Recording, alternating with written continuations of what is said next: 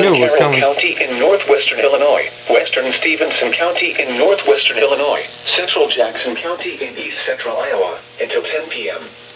At 8:58 p.m., a severe thunderstorm was located over Bellevue, or 11 miles south of Galena, moving east at 50 miles per hour.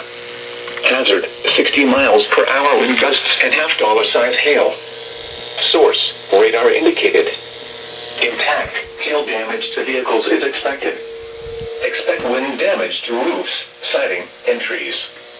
Locations impacted include Freeport, Lena, Bellevue, Stockton, Leonard, Hanover, Pearl City, Elizabeth, Cheyenne, Woodbine, Andrew, Springbrook, Massac, Green Island, Buena Vista, Lauren, Kent, Leroy, Whitten, and North Hanover.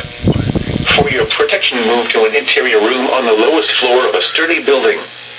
Continuous cloud-to-ground lightning is occurring with this storm. Yeah, you think? Move indoors immediately. Lightning is one of nature's leading killers. Remember, if you can hear thunder, you are close enough to be struck by lightning.